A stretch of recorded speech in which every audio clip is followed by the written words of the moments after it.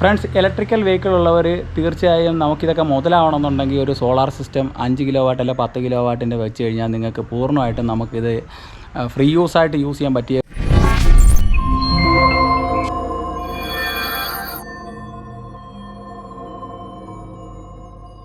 Friends. അപ്പോൾ ഇതിനെ മോളി വരാൻ വളരെ എളുപ്പമാണ്. ഇതിനകത്ത് നമ്മൾ സ്ലൈഡിങ് സെറ്റപ്പും കാര്യങ്ങളൊക്കെ വെച്ചിട്ടുണ്ട്.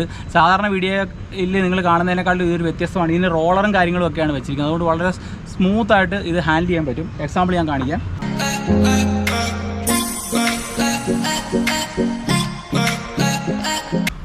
അപ്പോൾ ഫ്രണ്ട്സ്, ബാക്കി ഡീറ്റെയിൽസ് എല്ലാം നമുക്ക് കസ്റ്റമറോട് നേരിട്ട് സംസാരിക്കാം. അപ്പോൾ ഈ ഒരു സോളാർ സിസ്റ്റം ചെയ്തതിന് ശേഷമുള്ള എക്സ്പീരിയൻസ് ഒന്ന് ഷെയർ ചെയ്യാം.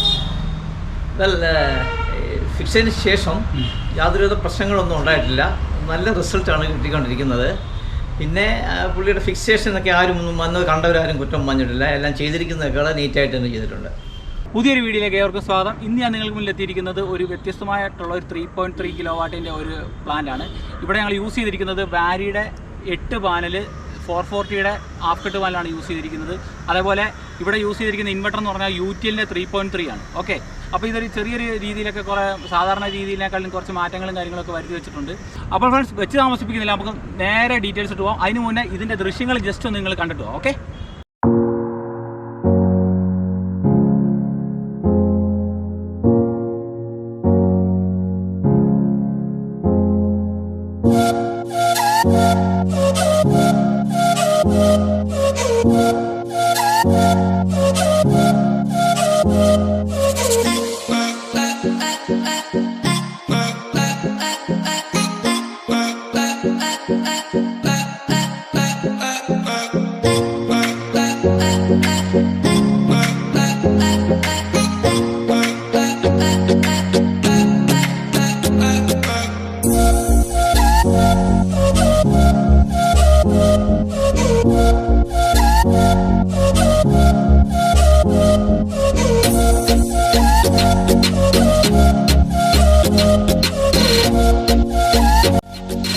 ഫ്രണ്ട്സ്, അങ്ങനെ നമ്മൾ ഫസ്റ്റ് പാനൽ ഇവിടെ ഇൻസ്റ്റാളേഷൻ സ്റ്റാർട്ട് ചെയ്തു.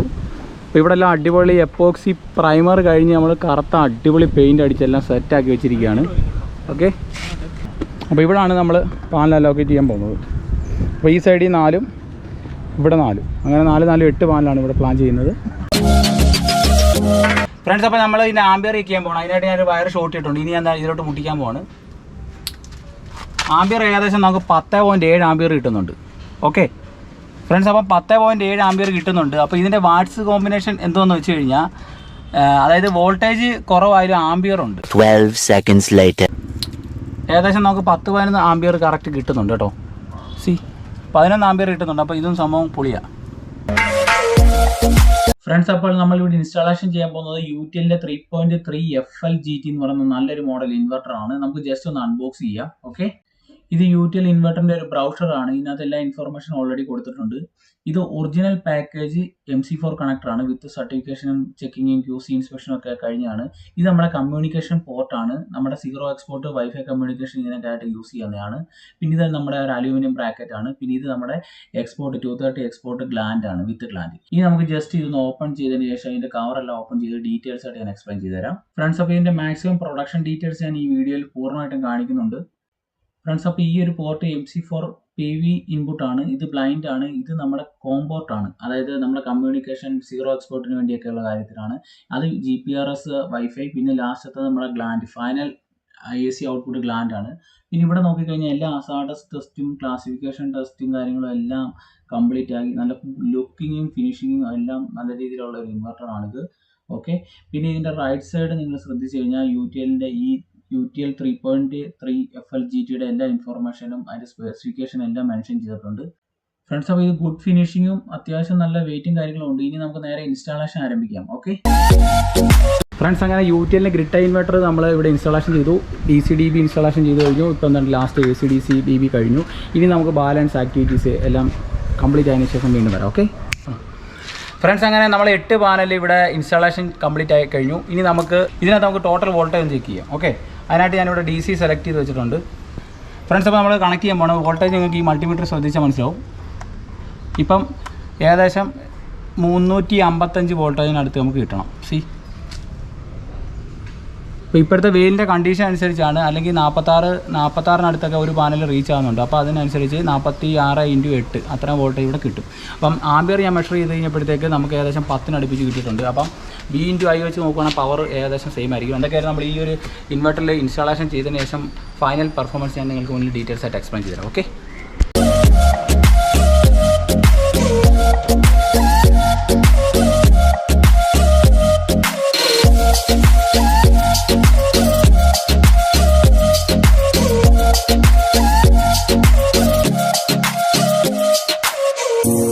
ഫ്രണ്ട്സ്, അപ്പോൾ നമ്മുടെ UTL ഇൻവെർട്ടർ ഇൻസ്റ്റാളേഷൻ ചെയ്തിരിക്കുന്ന ഒരു പ്ലേസ് ആണ് ഈ കാണുന്നത്.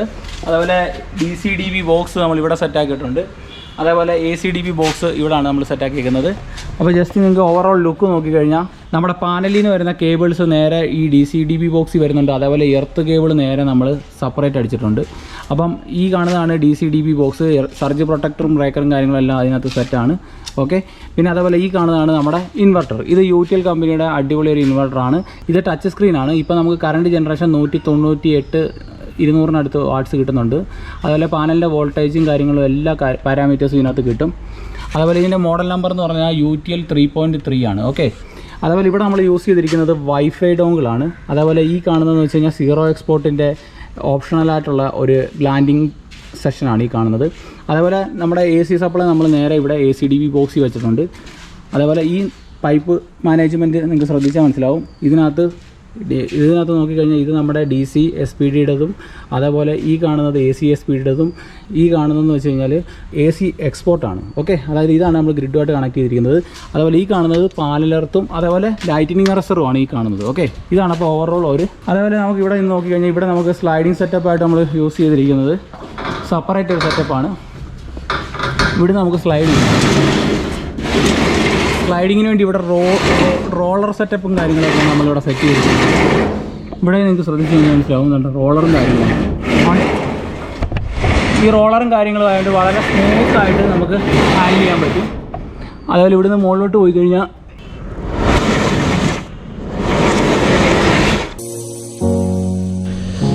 അയ്യോ ഫ്രണ്ട്സ്, അപ്പം ബാക്കിയും കാര്യങ്ങളും എല്ലാം സെറ്റപ്പായിട്ട് ഇങ്ങനെയാണ് നമ്മൾ സെറ്റാക്കി വെച്ചിരിക്കുന്നത്.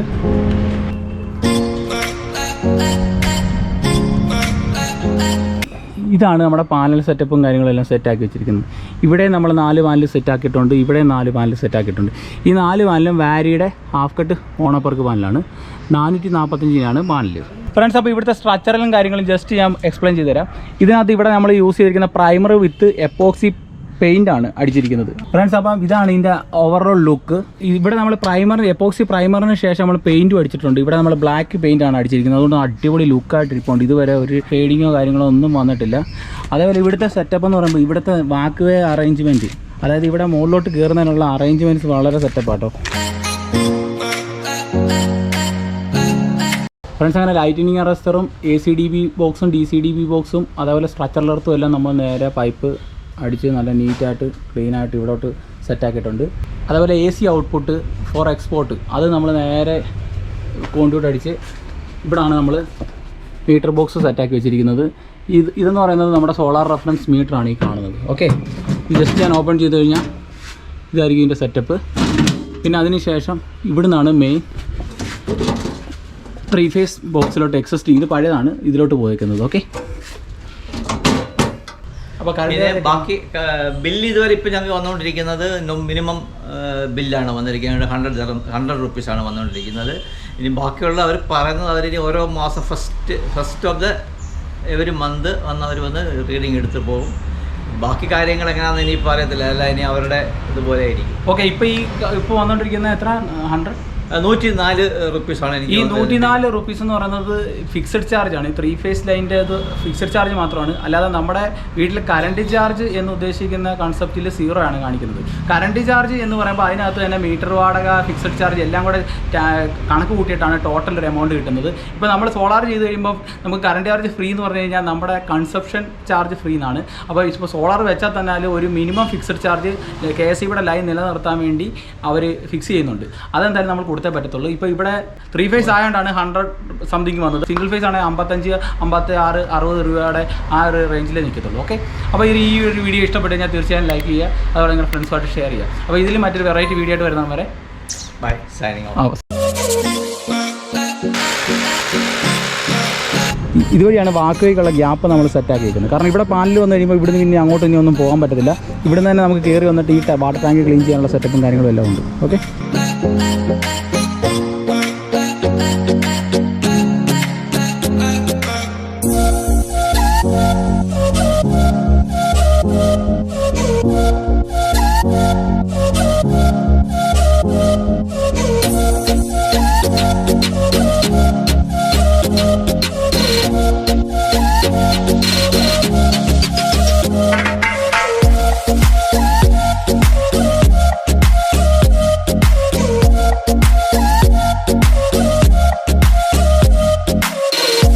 ഫ്രണ്ട്സ്, അങ്ങനെ നമ്മുടെ മീറ്റർ ബോക്സും കാര്യങ്ങളും എല്ലാം ഇവിടെ സെറ്റാക്കി എല്ലാം ഇരിപ്പുണ്ട്. ഓക്കെ, ഇനി നമ്മുടെ ബാലൻസ് വർക്ക് എന്ന് പറയുമ്പോൾ ഇതിനകം കണ്ടോ മൊത്തത്തിൽ പ്രശ്നമായിട്ടിരിക്കുകയാണ്. ഇതെല്ലാം നമുക്ക് റീപ്ലേസ് ചെയ്യണം.